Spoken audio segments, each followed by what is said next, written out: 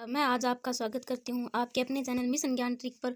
और आज हम पढ़ेंगे कक्षा 12 इतिहास के अध्याय 2 राजा और किसान के महत्वपूर्ण क्वेश्चनों को करेंगे।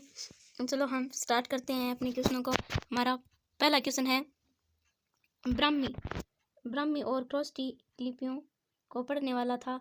तो इनमें से ए है जॉन मार्शल, ब है कनिंघम, स है व्हीलर और द है प्रिंसेप। तो हम ब्राह्मी और ख्रोष्टी लिपियों को पढ़ने वाला था जेम्स प्रिंसेप। तो हमारा द उत्तर सही हो जाएगा, जेम्स प्रिंसेप।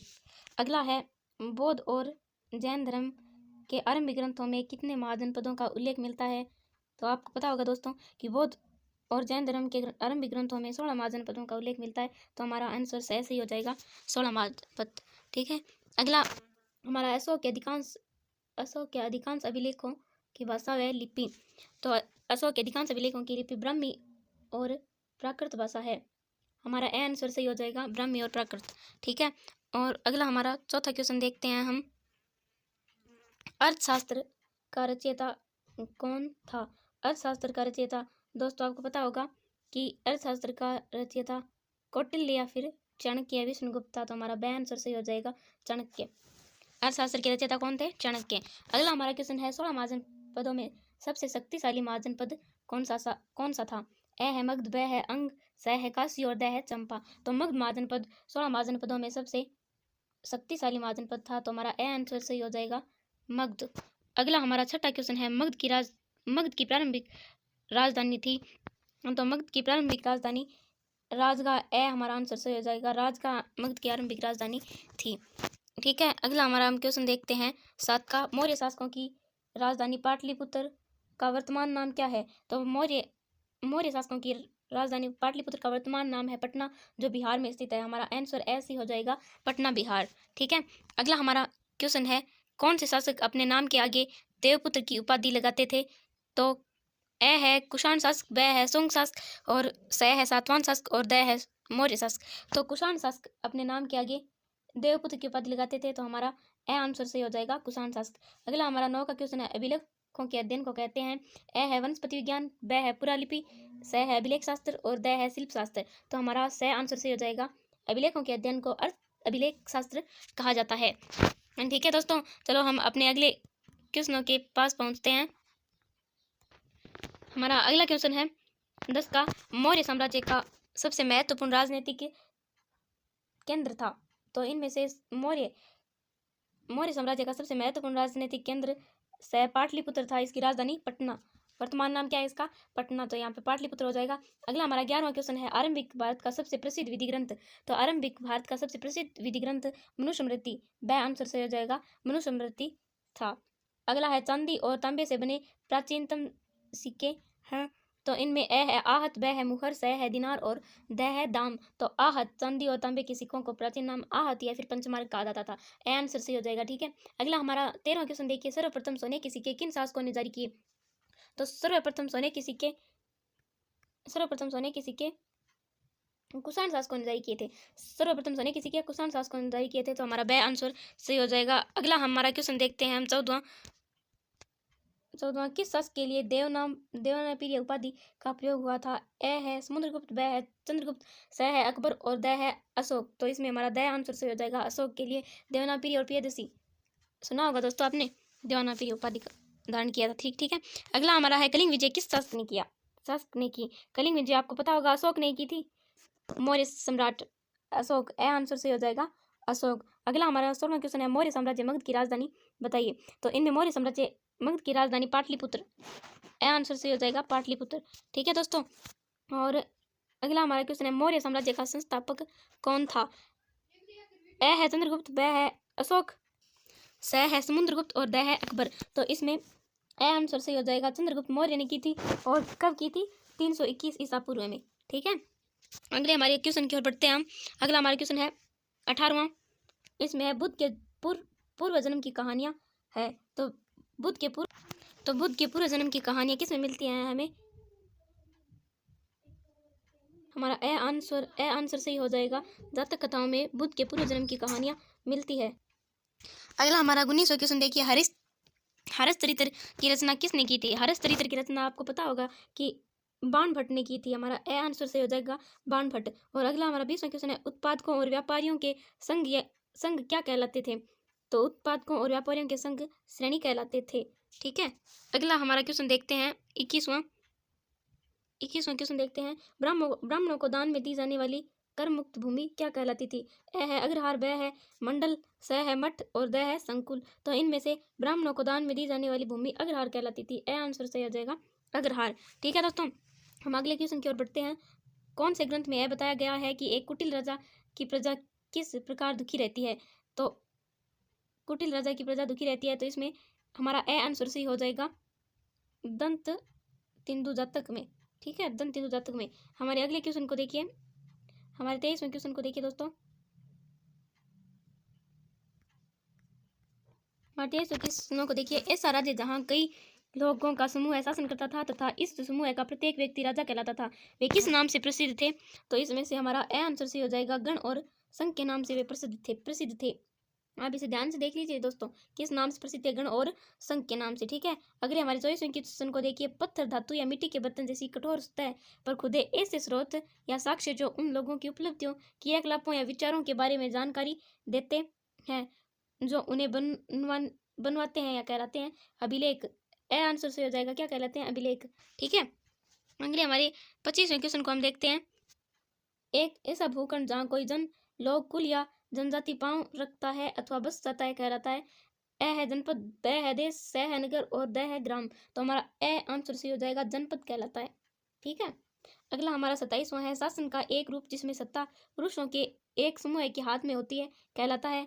इसमें ए है ओलागार की या फिर समूह शासन, ब है राजतंत्र, स है लोकतंत्र और द है गणतंत्र। इसमें हमारा ए आंसर सही हो जाएगा ओलिगार की या फिर समूह शासन। ठीक है, और अगला हमारा 27वां क्वेश्चन देखिए, जातक कथाओं की भाषा है। तो जातक कथाओं की भाषा पाली है दोस्तों। ठीक है, याद रखिएगा पाली है, जातक कथाओं की भाषा कौन सी है? पाली। ठीक है, अगला हमारा 28वां क्वेश्चन देखिए दोस्तों, सिक्कों का अध्ययन कहलाता है। सिक्कों का अध्ययन, तो आपको साफ साफ पता होगा कि सिक्कों का अध्ययन तो मुद्रा शास्त्र नहीं कहलाता है। ठीक है, ए आंसर सही हो जाएगा। और हमारा 29वां क्वेश्चन है, जेम्स प्रिंसेप ने अशोककालीन ब्राह्मी लिपि को कब पढ़ा? अशोककालीन ब्राह्मी लिपि को। ए है 1830, ब है 1833, स है 1834 और द है 1838। तो इसमें हमारा ब आंसर सही हो जाएगा 1833 ईस्वी में। ठीक है, अगले हम हमारे लघुरात्मक क्वेश्चनों को करते हैं दोस्तों। पहला हमारा क्वेश्चन देखिए, अशोक के अभिलेख किन भाषाओं और लिपियों में लिखे गए? अशोक के अभिलेख किन भाषाओं और लिपियों में लिखे गए? तो देखिए, भाषा, प्राकृत भाषा, अधिकांश अभिलेख प्राकृत भाषा में लिखे गए। अरामेइक व यूनानी पश्चिमोत्तर से प्राप्त अभिलेख अरामेइक व यूनानी भाषा में, और इनकी लिपि है ब्राह्मी लिपि। अधिकांशों की क्या लिपि थी? ब्राह्मी। और ब है ख्रोष्ट लिपि, पश्चिमोत्तर से प्राप्त अरामेइक और यूनानी लिपियां ज्यादातर अफगानिस्तान से प्राप्त हुई है। ठीक है, अफगानिस्तान से। और अगला हमारा क्वेश्चन देखते हैं हम, मौर्य वंश की जानकारी। दूसरा क्वेश्चन देखते हैं, मौर्य वंश की जानकारी के प्रमुख स्रोत कौन कौन से हैं? पहला है चंद्रगुप्त के दरबारी विद्वान व यूनानी राजदूत मैक्सथिन की पुस्तक इंडिका। और दूसरा है चंद्रगुप्त के मंत्री कौटिल्य चाणक्य की पुस्तक अर्थशास्त्र। और तीसरा है अशोक के अभिलेख। और चौथा है जैन, बौद्ध व पौराणिक ग्रंथ। ठीक है, इनसे मौर्यकालीन वंश की जानकारियों के स्रोत प्राप्त होते हैं। अगला हमारा तीसरा क्वेश्चन देखिए दोस्तों, मौर्य साम्राज्य के प्रमुख राजनीतिक केंद्रों का उल्लेख करो। राजनीतिक केंद्र कौन से थे? पहला, ये आपको पता है, पाटलिपुत्र उसकी राजधानी थी। और चार प्रांतीय केंद्र थे, तक्षशिला, उज्जैनी, तोसली और स्वर्णगिरी। ठीक है, अगला हमारा चौथा क्वेश्चन देखिए, प्रयाग प्रस्थिति पर एक संक्षिप्त टिप्पणी लिखिए। प्रयाग प्रस्थिति का अन्य नाम इलाहाबाद स्तंभ अभिलेख भी है। ठीक है, और इसकी रचना किसने की? हरिसेन, जो गुप्त शासक समुद्रगुप्त के राजकुमार थे। और इस प्रयाग प्रस्थिति की भाषा क्या है? संस्कृत है। और इसमें प्रयाग प्रस्थिति में हमें समुद्रगुप्त के जीवन विजयों, व्यक्ति गुणों, तत्कालीन राजनीतिक दशा आदि के बारे में जानकारी मिलती है। ठीक है दोस्तों, हमारे अगले क्वेश्चन की ओर बढ़ते हैं हम। हमारा 5वां क्वेश्चन है, अभिलेखों से प्रभावती गुप्त के भूमि दान किए जाने के बारे में क्या जानकारी मिलती है? उत्तर देखिए, प्रभावती गुप्त सम्राट चंद्रगुप्त द्वितीय की पुत्री थी। संस्कृत धर्मशास्त्रों के अनुसार महिलाओं को भूमि जैसी संपत्ति पर स्वतंत्र अधिकार नहीं होता है, परंतु एक अभिलेख से ज्ञात हुआ है कि प्रभावती गुप्त भूमि की स्वामिनी थी और उसने भूमिदान भी किया। दंगुन गांव के अभिलेख से हमें प्राप्त होता है ये। ठीक है, और अगले हमारे क्वेश्चन की ओर देखते हैं हम। छठा क्वेश्चन है, पाटलिपुत्र के इतिहास पर प्रकाश डालिए। पाटलिपुत्र का विकास पाटलिग्राम नामक एक गांव से हुआ।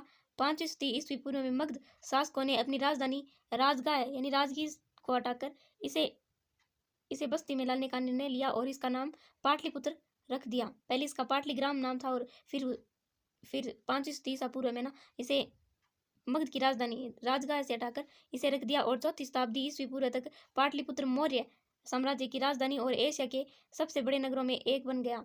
कालांतर में इसका महत्व कम हो गया, जबकि 7वीं शताब्दी में चीनी यात्री हेनसांग यहाँ आया और तो उसे यह नगर खंडहर में परिवर्तित मिला। ठीक है दोस्तों, और अगला हमारा हम क्वेश्चन देखते हैं 7वां। हर्षचरित्र पर टिप्पणी लिखो। हर्षचरित्र संस्कृत भाषा में लिखी गई कन्नौज के शासक हर्षवर्धन की जीवनी है। इसके लेखक बाणभट्ट लगभग 7वीं शताब्दी ईस्वी हर्षवर्धन के राजकवि थे। ठीक है, हर्षचरित्र किसने लिखी? हर्षवर्धन के शासक कन्नौज की जीवनी है और इसकी रचना किसने की थी? बाणभट्ट ने। अगला हमारा 8वां क्वेश्चन देखिए दोस्तों। 6वीं शताब्दी ईस्वी पूर्व में उपज बढ़ाने के तरीकों का उल्लेख करो। पहला है लोहे के फाल वाले हलों का प्रचलन और दूसरा है गंगा घाटी में धान की रोपाई और तीसरा है सिंचाई के कुओं, तालाबों, नहरों आदि का निर्माण होना। ठीक है दोस्तों, अगले हमारे देखिए दीर्घ उत्तरीय प्रश्न, दीर्घ लघुत्मक प्रश्न है। पहला है दोस्तों ये बीच में क्या आ गया। पहला है अभिलेख आज भी इतिहास की जानकारी के महत्वपूर्ण साधन है, स्पष्ट कीजिए। वर्तमान या फिर ऐसे भी आ सकता है वर्तमान इतिहास लेखन में अभिलेखों की उपादेयता सिद्ध कीजिए। तो इसका उत्तर देखिए दोस्तों, पहला है अभिलेखों में उन लोगों की उपाधियों, क्रियाकलापों तथा विचारों का उल्लेख मिलता है जो उन्हें बनवाते हैं। ठीक है, और दूसरा है इनमें राजाओं के क्रियाकलापों तथा महिलाओं पुरुषों द्वारा धार्मिक संस्थाओं को दिए गए दान का विवरण होता है। अगला देखिए तीसरा, अभिलेखों में इनके निर्माण की तिथि भी खुदी होती है, जिससे राजाओं के शासनकाल, उनके नाम, प्रमुख कार्यों व धार्मिक विश्वासों की जानकारी प्राप्त होती है। उदाहरण भारत में सम्राट अशोक के अभिलेख वृहद स्तर पर प्राप्त हुए जब मौर्य वंश की जानकारी के प्रमुख स्रोत हैं। ठीक है दोस्तों, अगले हमारे दूसरे क्वेश्चन को देखिए। दूसरे क्वेश्चन में मगध के शक्तिशाली महाजन पद के रूप में उदय होने के कारण लिखिए। पहला है मगध क्षेत्र में खेती की उपज बहुत अच्छी थी और दूसरा है मगध क्षेत्र में लोहे की खदानें भी सरलता से उपलब्ध थी, अतः लोगों से कृषि उपकरण और हथियार बनाना आसान होता था। और तीसरा है मगध के जंगलों में बड़ी संख्या में हाथी उपलब्ध थे, ये हाथी मगध राज्य की सेना के महत्वपूर्ण अंग थे। और चौथा है गंगा और इसकी उपनदियों से आवागमन सस्ता व सुलभ होता था। और पांचवा है बिंबिसार अजातशत्रु की नीतियां मगध के विकास के लिए उत्तरदायी थी। अगला हमारा तीसरा क्वेश्चन देखिए दोस्तों। हरिसेन द्वारा प्रयाग प्रस्तुति में समुद्रगुप्त की चारित्रिक विशेषताओं का किस प्रकार वर्णन किया गया है? या फिर ऐसे भी आ सकता है ये क्वेश्चन, समुद्रगुप्त एक बहुआयामी प्रतिभा से युक्त महान शासक था, उक्त कथन की व्याख्या कीजिए। तो इसके उत्तर को देखिए दोस्तों। प्रयाग प्रस्तुति में हरिसेन ने समुद्रगुप्त के लिए लिखा है कि धरती पर उनका कोई प्रतिनिधित्व नहीं था। अनेक गुणों और शुभ कार्यों से संपन्न उन्होंने पैर के तलवे से अन्य राजाओं के यश को मिटा दिया है। वे परमात्मा पुरुष है, साधु या फिर भले की समृद्धि और असाधु बुरे के विनाश के कारण हैं। वे करुणा से भरे हुए हैं। उनके मस्तिष्क की दीक्षा दीन दुखियों, वीरानियों और पीड़ितों के लिए उद्धार के लिए की गई है। वे देवताओं में कुबेर यानी धनदेव और वरुण समुद्र देव और इंद्र वर्षा के देवता और यम मृत्यु के देव के तुल्य हैं। ठीक है, और अगले हमारे क्वेश्चन को देखते हैं हम। शक शासक रुद्रदामन के अभिलेख में सुदर्शन झील के बारे में क्या विवरण दिया गया है? या फिर ऐसे भी आ सकता है, आप कैसे कह सकते हैं कि रुद्रदामन ने संस्कृत भाषा को बढ़ावा देने का प्रयास किया? ठीक है, इसके उत्तर को देखिए दोस्तों। शक शासक रुद्रदामन ने संस्कृत भाषा में जूनागढ़ अभिलेख लिखवाया।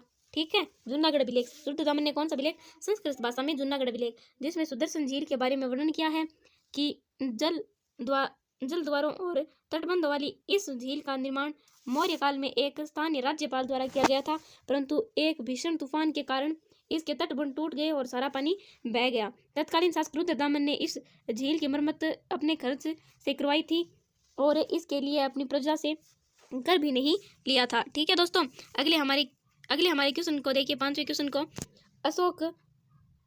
अशोक के धम्म व उसकी जन कल्याणकारी अवधारणाओं को समझाइए। अशोक ने प्रजा के नैतिक उत्थान के लिए जिन नियमों व आदर्शों की संहिता प्रस्तुत की उसे क्या कहा? धम्म कहा। यानी कि अशोक ने मानव के नैतिक उत्थान के लिए जिन नियमों और आदर्शों की संहिता प्रस्तुत की उसे धम्म कहा जाता है। अशोक ने अपने अभिलेखों के माध्यम से धम्म का प्रचार किया। अशोक के धम्म के सिद्धांत बहुत ही साधारण और सार्वभौमिक थे। धम्म के प्रमुख सिद्धांत देखिए, पहला था बड़ों के प्रति आदर, दूसरा था सन्यासियों, दूसरा था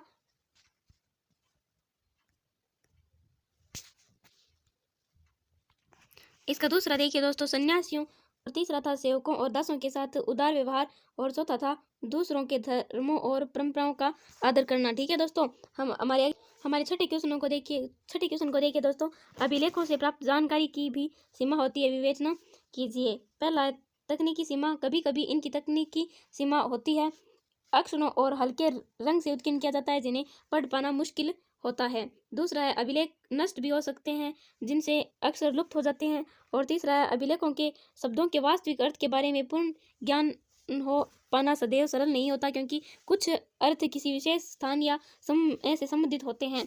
और चौथा है यह जरूरी नहीं कि जिसे हम आज राजनीतिक और आर्थिक रूप से महत्वपूर्ण मानते हैं उन्हें अभिलेखों में अंकित किया ही गया हो, तथा राजनीतिक और आर्थिक इतिहास का पूर्ण ज्ञान मात्र अभिलेख शास्त्र से ही नहीं मिलता है। और पांचवा देखिए, अभिलेख हमेशा केवल उन्हीं व्यक्तियों के विचार व्यक्त करते हैं जो उन्हें लिखवाते हैं। इस कारण अन्य पहलुओं के बारे में जानकारी प्राप्त नहीं होती है। ठीक है, धन्यवाद दोस्तों। आज के इस वीडियो में आपको हमारे इसके बारे में इस लेसन के बारे में, राजा और किसान के महत्वपूर्ण क्वेश्चनों के बारे में आपको पता चला। और अगले वीडियो में आपके अगले लेसन के क्वेश्चन लेकर आऊँगी। हमारे चैनल को लाइक एंड सब्सक्राइब जरूर करें और इसे अपने लिंक में जोड़ें। ठीक है।